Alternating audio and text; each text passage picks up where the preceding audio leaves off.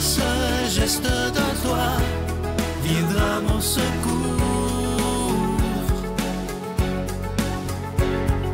Viens semer dans mon âme le grain de l'amour. Je traverse un désert et je meurs de soif. Montre-moi le mystère qui garde la foi. Bonjour, bienvenue à votre émission La Victoire de l'amour en ce vendredi 25 novembre. Comment ça va chez vous? On rejoint tout de suite le docteur Valérie-Julie Brousseau pour sa chronique et à l'homélie, ce sera notre ami Victor.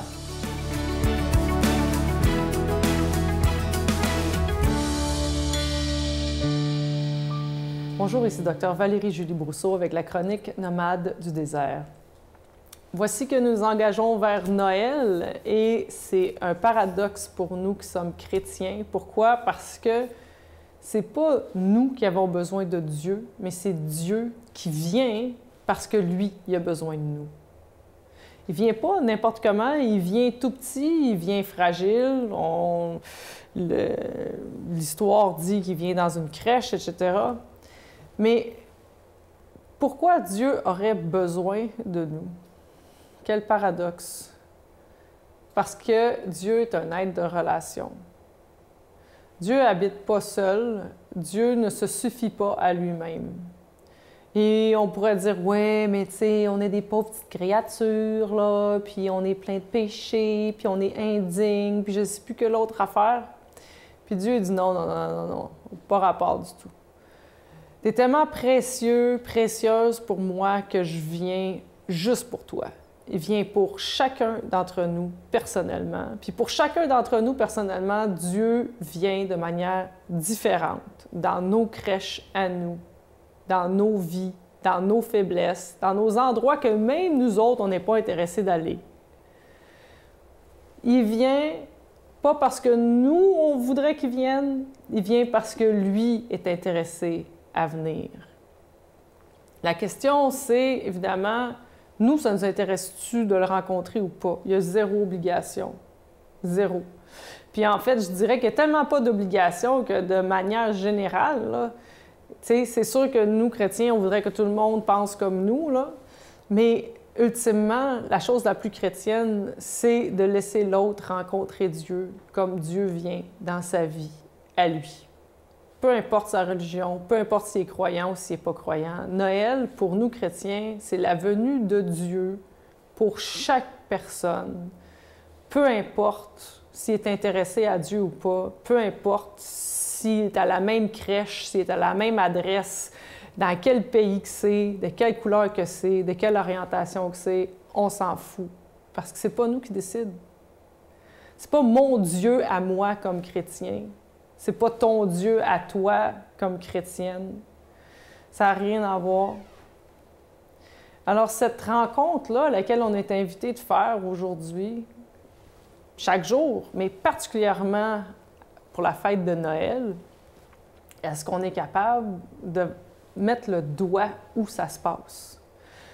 Ça se passe peut-être autour de la table, ça se passe peut-être dans les préparations qu'on fait, ça se passe dans l'attention qu'on va faire à l'autre parce qu'on se dit que l'autre, c'est un endroit où Dieu vient. Quelle est votre manière à vous cette année de répondre à celui qui vient? Qui vient pas pour vous demander absolument rien, qui vient pour vous rencontrer, pour vous offrir quelque chose de plus dans la vie. Qui vient vous offrir quelque chose qui vient nourrir la qualité de votre être et de vos relations. Préparons-nous à Noël en nous demandant où est-ce que Dieu vient. Notre Père qui es aux cieux, que ton nom soit sanctifié, que ton règne vienne, que ta volonté soit faite sur la terre comme au ciel. Donne-nous aujourd'hui notre pain de ce jour. Pardonne-nous nos offenses, comme nous pardonnons aussi à ceux qui nous ont offensés. Et ne nous laisse pas entrer en tentation, mais délivre-nous du mal, car c'est à toi qu'appartiennent le règne, la puissance et la gloire pour les siècles des siècles. Amen. Je continuerai à croire, même si tout le monde perd espoir. Je continuerai à aimer, même si les autres parlent de haine. Je continuerai à construire, même si les autres détruisent. Je continuerai à parler de paix, même au milieu d'une guerre. Je dessinerai des sourires sur des visages en larmes et je tendrai les bras à ceux qui se sentent épuisés. Oui, je continuerai à croire.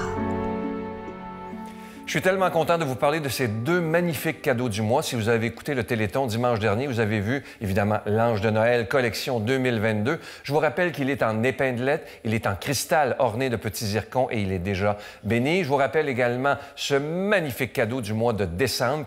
Il s'agit de l'étoile de Bethléem qui est en pendentif, c'est en cristal. Ça vient avec la chaîne et c'est déjà béni également. Et comme c'est en acier inoxydable, la chaîne, ça ne ternira pas.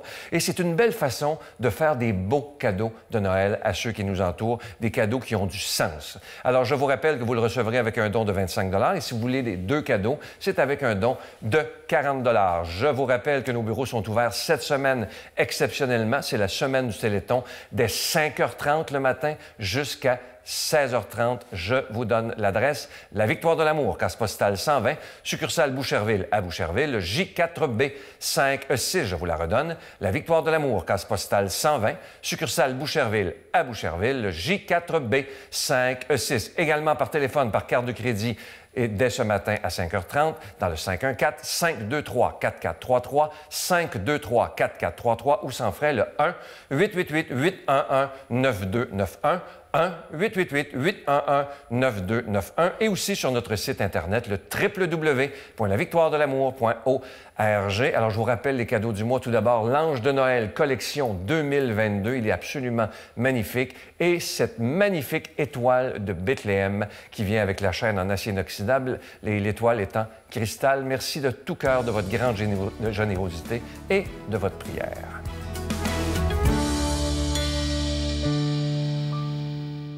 Mon Dieu, donnez-moi la sérénité d'accepter les choses que je ne peux changer, le courage de changer les choses que je peux et la sagesse d'en connaître la différence. Amen.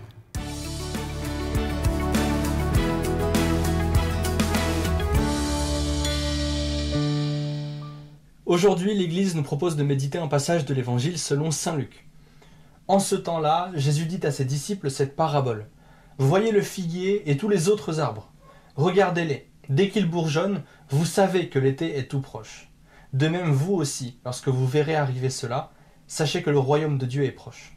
Amen, je vous le dis, cette génération ne passera pas sans que tout cela n'arrive. Le ciel et la terre passeront, mes paroles ne passeront pas. » Ce passage-là de l'Évangile arrive juste après une parole apocalyptique. Jésus parle de ce qui se passera à la fin des temps, où beaucoup de gens auront peur et mourront. Laissez-moi vous en lire un passage. Il y aura des signes dans le ciel, la lune et les étoiles. Sur terre, les nations seront affolées et désemparées par le fracas de la mer et des flots. Les hommes mourront de peur dans l'attente de ce qui doit arriver au monde, car les puissances des cieux seront ébranlées. Alors on verra le Fils de l'homme venir dans une nuée avec puissance et grande gloire. Quand ces événements commenceront, redressez-vous et relevez la tête, car votre rédemption approche. Redressez-vous, relevez la tête, car votre rédemption approche. Jésus parle là d'une sorte de d'effondrement globalisé, qu'on verra arriver, comme lorsque les figuiers bourgeonnent. On peut savoir que l'été approche. Lorsque ces événements arriveront, on saura que la fin des temps approche. Et même si on connaît ni le jour ni l'heure, comme dit Jésus, Jésus nous prévient. Et on voit bien l'état de notre monde en fait. Parfois, on se dirait même, ça semble être pour bientôt. Et ce moment-là, cette période, elle sera dure. Mais Jésus sera le vainqueur. En fait, la fin des temps sera la plus grande épreuve de l'Église. Et là, je vais dire des choses qui peuvent être un peu affolantes, mais attendons la fin. L'Apocalypse, ce ne sera pas le moment où l'Église sera au meilleur de sa forme, dans le monde entier, comme une lente ascension vers la gloire que Jésus viendrait couronner. Ce sera plutôt la plus grande épreuve de l'Église. Et dans ce qui pourrait sembler être un désespoir sans issue, Jésus viendra vaincre dans toute sa gloire, pour montrer sa supériorité absolue sur le mal et la mort. Ça peut faire peur, oui. C'est pas facile. Mais c'est pourtant ce qu'il nous dit. Nous, on n'a qu'à rester fermes. On aura plein d'occasions pour arrêter d'être chrétiens. Des persécutions, peut-être, des moqueries, des catastrophes, des morts, des désastres, et ce qui semblera être des injustices. On aura plein de raisons pour arrêter d'avoir confiance en Dieu. Mais ceux qui gagneront à la fin, ce sont ceux qui, envers et contre tout, seront restés fermes dans la foi, du côté de Dieu, peu importe ce qui arrive autour, du côté de Dieu parce qu'il est plus fort. Et puis, au lieu de s'effondrer et pleurer face à ces événements, et rejeter la faute sur Dieu qu'on utiliserait comme un bouc émissaire, voyons nos responsabilités face aux tragédies, face aux épreuves. Qu'est-ce qu'on fait de la terre dont on est les gardiens? Est-ce qu'on est assez scandalisé par le mal dans le monde pour lutter contre lui et mettre tous les moyens qu'on a à disposition pour l'éradiquer? Ou est-ce qu'on met tout ça sur Dieu qui serait visiblement inactif en fuyant nos responsabilités? Et puis après ça, on va faire les courses et programmer nos prochaines vacances. Dieu nous crée libres. Il est là et il nous aide, il prend soin de nous. Mais parce qu'il nous aime et parce qu'il nous laisse libres, il ne fera pas à notre place ce qu'on est censé faire. Il nous a fait gardiens de sa création. Donc oui, il est là et il agit. Mais oui, on a nos responsabilités aussi. Et pour ça, c'est dès maintenant qu'il faut cultiver notre foi. Et le seul moyen de vivre cette foi, c'est de la vivre en actes, en pratiquant la charité, en se formant, enfin surtout en vivant de ce que Dieu nous donne. Déjà la Bible et les sacrements, la prière et par-dessus tout le service aux autres, la charité en actes. Restons fermes. Oui, ça fait peur, mais une nouvelle fois, on est vainqueur avec Dieu. Jésus savait déjà ça dès le début. Nous, on savait déjà ça dès le début. Jésus nous prévient. Ça va être difficile, mais on sera vainqueur. Il n'y a pas de raison de s'affoler, de perdre espoir. Non, on a juste à vivre maintenant et toujours en tant que chrétien dans le monde. Et alors, redressez-vous, relevez la tête, car vous savez que votre rédemption approche. Au nom du Père et du Fils et du Saint-Esprit. Amen. Je vous salue Marie, pleine de grâce. Le Seigneur est avec vous. Vous êtes bénie entre toutes les femmes, et Jésus, le fruit de vos entrailles, est béni. Sainte Marie, Mère de Dieu, priez pour nous pécheurs, maintenant et à l'heure de notre mort. Amen.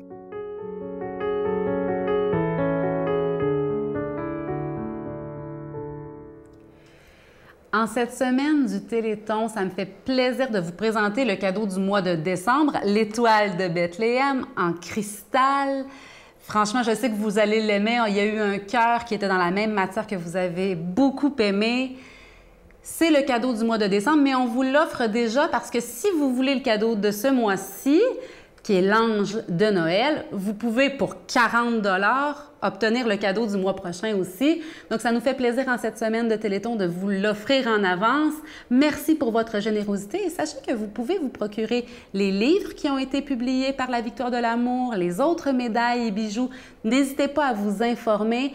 Ils sont là pour vous remercier pour vos dons généreux qui font véritablement une différence dans l'œuvre, dans la mission de la Victoire de l'Amour, de proclamer l'Évangile à la télé. C'est pas une mince affaire. Et je sais que vous êtes présents pour nous soutenir. Merci, nous sommes là, nous prions pour vous aussi. Merci de cette précieuse collaboration. Merci pour vos dons. Et l'ange de Noël, vous le connaissez, il est orné de zircon. Ça vaut la peine de vous le procurer. Ça s'offre bien en cadeau aussi, pourquoi pas. Je vous remercie profondément pour votre générosité. Si vous saviez comme ça fait une différence. Et continuons de porter cette mission de la Victoire de l'Amour dans nos cœurs, dans notre prière. Bonne journée. Mes grands-parents m'aimaient trop pour juste quitter comme ça. Mon père c'est mon meilleur ami encore aujourd'hui, puis j'ai pas l'impression qu'il est très loin. Le Père Noël existe vraiment dans le cœur de tous les enfants. Tant qu'ils seront des milliards à vivre d'amour et d'espoir, nous continuerons à y croire. Père Noël arrive ce soir.